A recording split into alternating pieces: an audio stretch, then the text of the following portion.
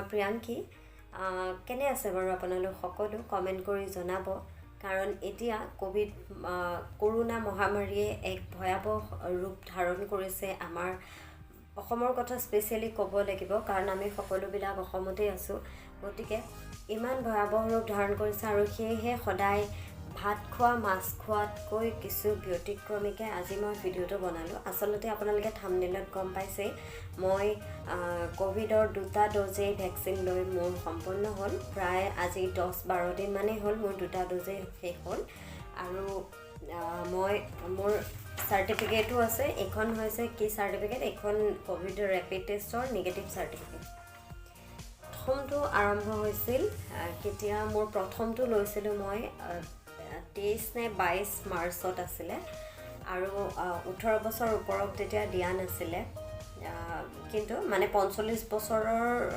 ওপৰৰখিনিকহে যেতিয়া দিছিলে কিন্তু মোৰ তেতিয়া হৈছিলে ইলেকশ্যন ডিউটি পৰিছিলে আৰু সেই সংক্ৰান্তত মই কোভিডৰ ইনজেকশ্যন লৈছিলোঁ ইমানেই বেছি ভয় কৰোঁ বেজি লৈ মই বেজি ল'ম বুলি একেবাৰে ভাবা নাছিলোঁ কিন্তু আমাৰ যোনগৰাকী ইলেকশ্যন ডিউটিত একেলগে 3-4 গৰাকীমান বাইদেউ আমি খুব ক্ল'জ হৈ গৈছিলোঁ আৰু সেই সংক্ৰান্তত ৰশ্মি বাইদেউ বুলি এগৰাকী আছিলে বাইদেৱে ক'লে যে এতিয়া যদি নাযাওঁ তেন্তে পিছত কিন্তু আমাৰ কাৰণে দিগদাৰ আমি মানে পস্তাই থাকিম পিছত যে বেজিটো কিয় নল'লোঁ আৰু বিশ্বাস কৰিব বেজি ল'বলৈ মোৰ ইমান বেছি ভয় লাগে ইয়াত যোৰহাটত মই এতিয়া যোৰহাটত আছোঁ ইয়াৰ আগত এবাৰ যোৰহাটত মোৰ অলপ জ্বৰ আৰু তেতিয়া মোক মানে ইনজেকশ্যন দিব লগা হৈছিলে যেতিয়া ইনজেকশ্যন দিব লৈছে আৰু মোৰ শাহুমাই মানে মোক এনেকৈ মূৰটো তেনেকৈ হেঁচি ধৰিছে যে দে তাইক বেজি দিয়ক মানে ইয়াত দিব লাগে তো তাইক মানে হেঁচি ধৰিছে এইটো কাৰণে হেঁচি ধৰিছে মানে মই মানে গোটেই ঘৰখন দৌৰি আছোঁ ভয়ত যে মোক এতিয়া বেজি দিব মই কেনেকৈ বেজি ল'ম সেই ভয় ভাৱটো থকাৰ কাৰণে মই মানে ভাবা নাছিলোঁ যে মই বেজি নলওঁ কৰোণা আহক নাহক মই বেজি নলওঁ কিন্তু ইলেকশ্যন সংক্ৰান্তত আমাক যিহেতু বেজি ল'বলৈ কৈছিলে আৰু বাইদেউগৰাকীয়ে কোৱাৰ কাৰণে মানে জোচতে তেওঁলোকৰ লগত ময়ো গৈছিলোঁ বেজি ল'বলৈ কিন্তু মই নগাঁও হস্পিটেলত লৈছিলোঁ কিন্তু মোৰ বেজি ল'বলৈ গৈও তাত ইমান বেছি ভয় লাগিছে মই বাইদেউকেইগৰাকীক কৈছোঁ যে যদি বেজি দিয়া ইনজেকশ্যন দিবলৈ নাৰ্ছগৰাকী আহে তেতিয়া আপোনালোকে মোক কৈ দিব মই মানে নাৰ্ছগৰাকী আহাও নাচাওঁ মানে মোৰ ইমান বেছি ভয় লাগে তাৰপিছত তেওঁলোকে তেনেকৈ ক'লে আহিছে মই সুধিছোঁ আহিছে নেকি তাৰপিছত কুমকুম বাইদেউ বুলি এগৰাকী আছে বাইদেৱে ক'লে বোলে আহিছে এনেকৈ ক'লে কোৱাৰ লগে লগে মই একদম চকু এনেকৈ মুদিছোঁ মানে আহিছে খালি মোৰ ইয়াত যেতিয়া লাগিছে ইয়াত লাগোঁতে মানে এনেকৈ যাওঁতে অকণমান গম পাইছোঁ ইমানকণ কিন্তু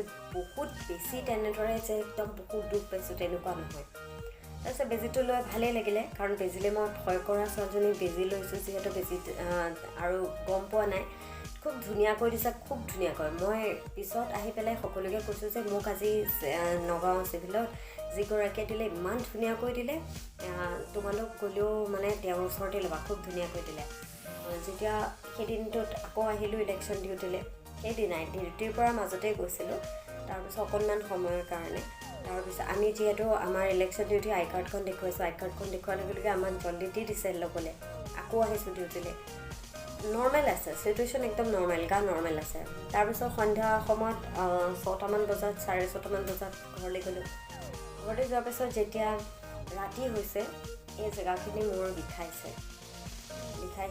তাৰপিছত খুব মাথা বিষাইছে বহুতে কয় জ্বৰ হয় কাৰোবাৰ পেট চলে কিবা হয় মোৰ মাথা বিষাইছে খুব মাথা বিষাইছে লাহে লাহে মাথা বিষটো এনেকুৱা হৈছিলে মানে ধৰক সেই মাথা বিষ মোৰ ভিতৰি মানে গাটো এনেকুৱা লাগিছে মোৰ জ্বৰ হৈছে নেকি কিবা হৈছে উইকনেছ আহিছে বহুত তাৰপিছত এই বস্তুটো ফুলি যোৱা নিচিনাও হৈছে অকণমান ভাৰী হৈ গৈছে তাৰপিছত মই চিভিলৰ পৰা ওলাওঁতে তাত সুধিলোঁ ফাৰ্মাচীত যে মই কি খাম জ্বৰ যদি উঠে তাৰপিছত ক'লে যে আৰু তাতো সুধিলোঁ চিভিলৰ নাৰ্ছগৰাকীক সুধিলোঁ তেওঁ ক'লে যে পেৰাচিটামল এটা আপুনি লৈ যাওক জ্বৰ হ'লে বা মাথা বিষ হ'লে সেইটো খালেই হ'ব ত' ময়ো তেনেদৰে আহিলোঁ ঘৰত আহি পেলাই যেতিয়া মোৰ ৰাতিলৈ হেৰি হৈছে মই পেৰাচিটামল নহয় কেলপল খাইছিলোঁ জ্বৰৰ তাৰপিছত কিন্তু মোৰ কেলপলটো খাওঁতে ভাল হোৱা নাই পিছদিনাখন খুব জ্বৰ ভিতৰি বহুত বেছি দুৰ্বল মই একদম চকু ফুলি আছে চকু পানী ওলাই আছে তেনেকেই মই আকৌ ডিউটিলৈ গ'লোঁ, ইলেকশ্যন ডিউটিলৈ।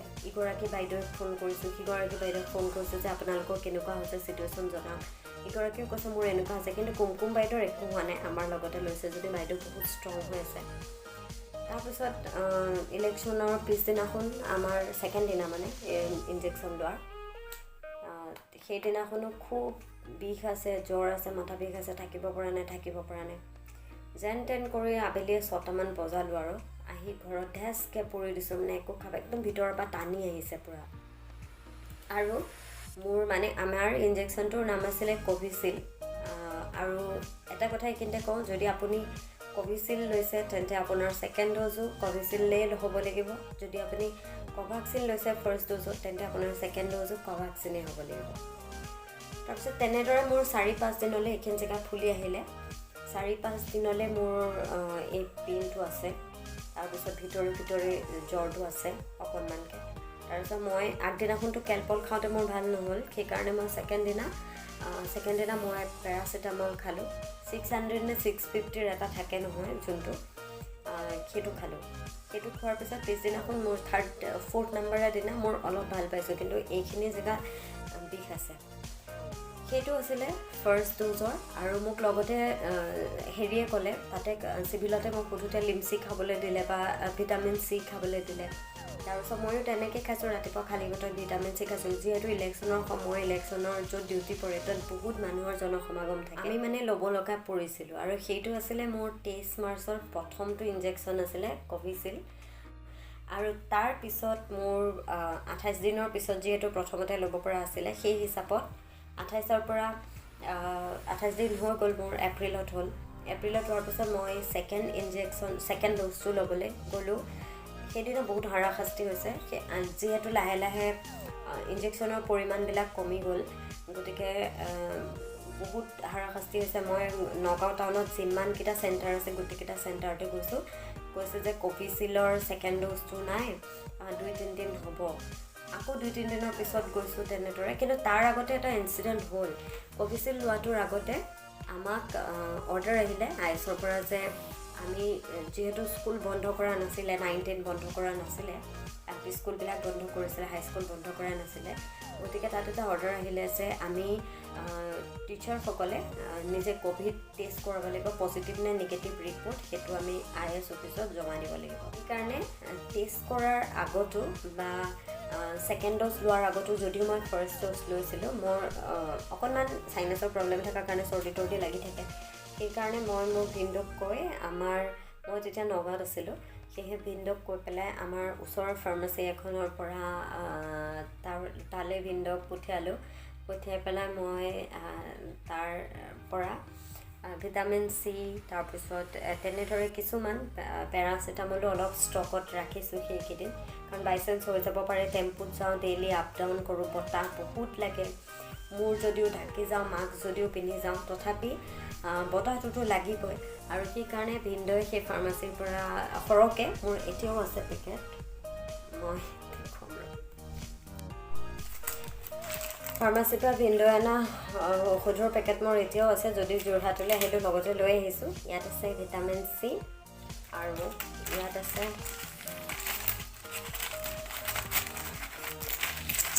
ইয়াত আছে ষ্টকত জ্বৰৰ টেবলেট, কাৰণ কোন সময়ত কাৰ কেতিয়া কি গা বেয়া লাগিছে কোনেও ধৰিব নোৱাৰে, হয়নে নহয়? সেইকাৰণে নিজে ষ্টক কৰি ৰাখিছোঁ। আপোনালোকে ষ্টক কৰি ৰাখিব এনেদৰে। আৰু পৰাপক্ষত আপোনালোক ওলাই নাযাবই, যদিহে একো কাম নাথাকে। সেয়া ভালেই কুশলে থাকিব। আৰু আমাৰো হেড বাইদেৱে তেনেদৰে ক'লে আমাক টেষ্ট কৰিবলৈ, গতিকে আমি গোটেই স্কুলৰ ষ্টাফ একেলগে গ'লোঁ টেষ্ট কৰিবলৈ।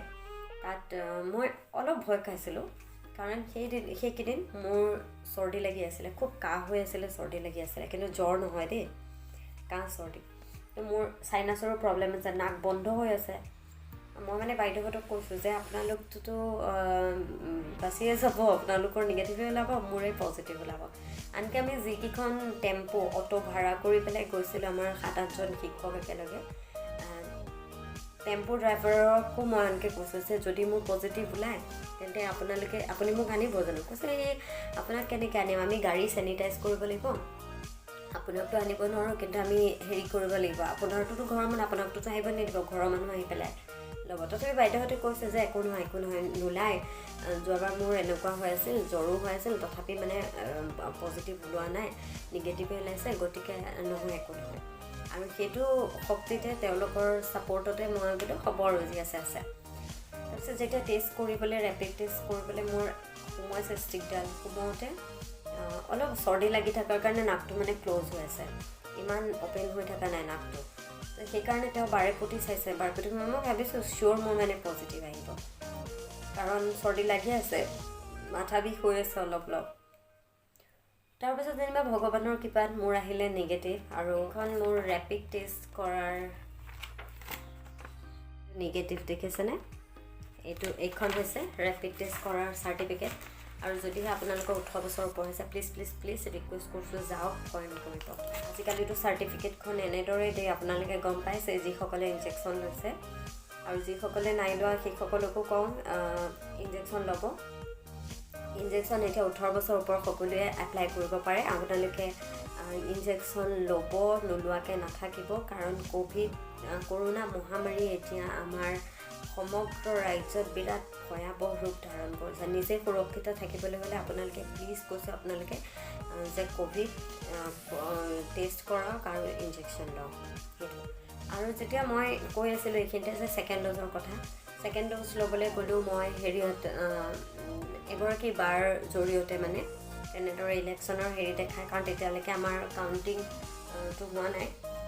তাৰপিছত মই সেই সংক্ৰান্তি গ'লোঁ, গৈ পেলাই আই কাৰ্ড দেখুৱালোঁ আৰু মোক ইনজেকশ্যন দিলে।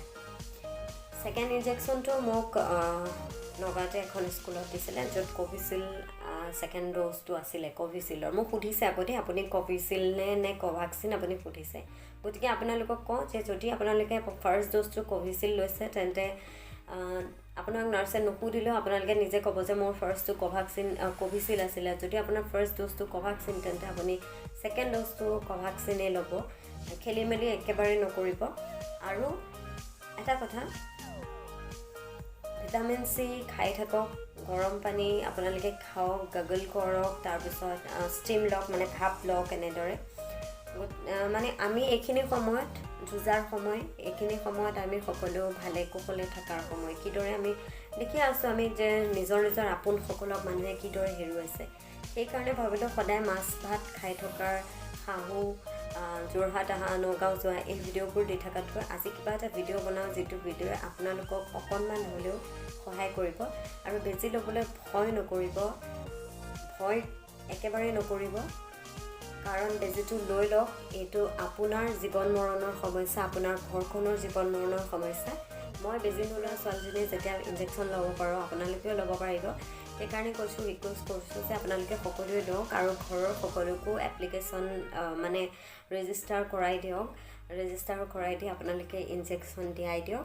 আৰু একেবাৰে ভয় নকৰিব, প্লিজ লওক যদিহে আপোনাৰ বয়স 18 বছৰ ওপৰত আছে। কাৰণ এতিয়া এনেকুৱা হৈছে, এতিয়াতো গভৰ্ণমেণ্টে ফ্ৰী ছাপ্লাই কৰি আছে, পিছত যদি এনেকুৱা ছিটুৱেশ্যন আহি যায় যে আমি আকৌ পে' কৰি ইনজেকশ্যন ল'ব লগা হয়, তেতিয়া এটা ইনজেকশ্যনৰ দাম যদি বহুত বেছি হৈ যায় আপোনালোকৰ, কিন্তু তেতিয়া এনেকুৱা লাগিব যে, কাৰণ সকলোৰে আৰ্থিক অৱস্থা একে নহয়, তেতিয়া আপোনালোকৰ এনেকুৱা লাগিব যে মই ইনজেকশ্যন কিয় নল'লোঁ। সেইকাৰণে সময় থাকোঁতে ইনজেকশ্যন লওক, আৰু এই কৰোণা মহামাৰীৰ পৰা নিজকে সুৰক্ষিত কৰি ৰাখক, আপোনাৰ ঘৰখনকো সুৰক্ষিত কৰি ৰাখক। তাকে কৈ আজি ভ্লগটো ইমানতে শেষ কৰোঁ। তেন্তে নমস্কাৰ, বাই বাই।